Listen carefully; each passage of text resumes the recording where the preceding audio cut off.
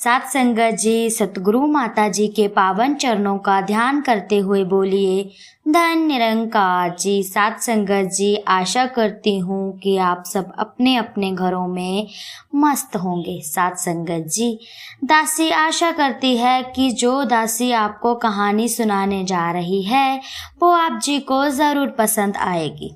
दो बिल्लियाँ और एक बंदर की कहानी। तो आओ चलते हैं इस कहानी की ओर। आखिर तुम हो तो मूर्ख बिल्लियां ही, अपनी परदादियों से तुमने क्या सीखा? बिल्लू बंदर ने चिंकी बिल्ली को चिढ़ाते हुए कहा। हमारे परदादा ने तुम्हारी जाति की मूर्ख बिल्लियों को बेवकूफ बनाकर पूरी रोटी हजम कर ली थी, वह बोला। चिंकी बिल्ली गुस्से से पैर पटकते हुए घर पहुंची। वह बड़बड़ाते हुए बोली, आखिर इन बंदरों ने हमें समझ क्या रखा है? तुम ठीक कहती हो बहन, हम इन बंदरों को अवश्य मजा चखाएंगे। यह दूसरी आवाज थी। चिंकी बिल्ली ने पलटकर देखा तो उसके सामने शहर से आई उसकी चचेरी बहन पिंकी थी। दोनों एक दूसरे के गले मिली। वह बोली, मैंने तुम्हारी सारी बातचीत सुन ली है। अपने पुरखों की गलती हम क्यों झेलें? इतना कहकर पिंकी बिल्ली ने उसके कान में अपनी योजना सुनाई। अगले दिन दोनों बहनें जंगल के बीचों बीच जाकर लड़ने लगी। शोर सुनकर बिल्लू बंदर वहां आ पहुंचा। उसने उनके झगड़े का कारण पूछा। पिंकी बिल्ली कहने लगी, हम यहाँ टहलने के लिए आए हैं। यहाँ एक केक पड़ा हुआ था।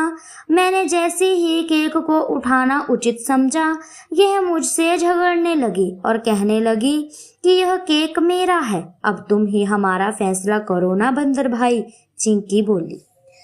केक को देखकर बिल्लू बंदर के मुंह में पानी भर आया। बिल्लू बंदर को मन ही मन उनकी मूर्खता पर हंसी आ रही थी।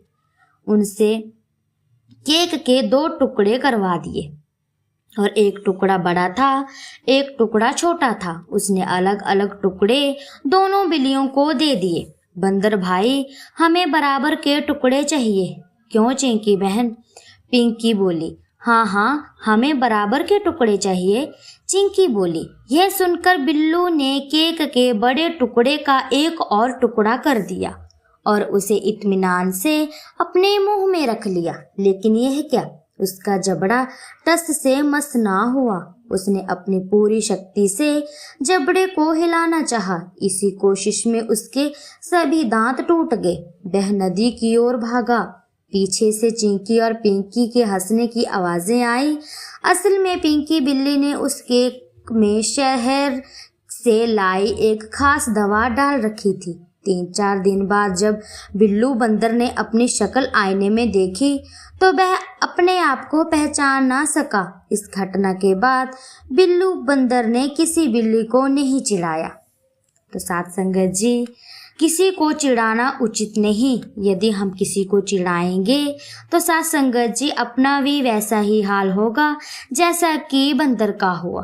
तो साथ संगत जी, दासी की कहानी आप जी को अच्छी लगी हो तो दासी के चैनल को लाइक, शेयर, कमेंट और सब्सक्राइब ज़रूर करें। साथ संगत जी, ऐसी ही प्रेरणादायक कहानियाँ दासी आपके सामने लेकर के आती रहेगी। साथ संगत जी, प्यार से बोलिए, धन निरंकार जी।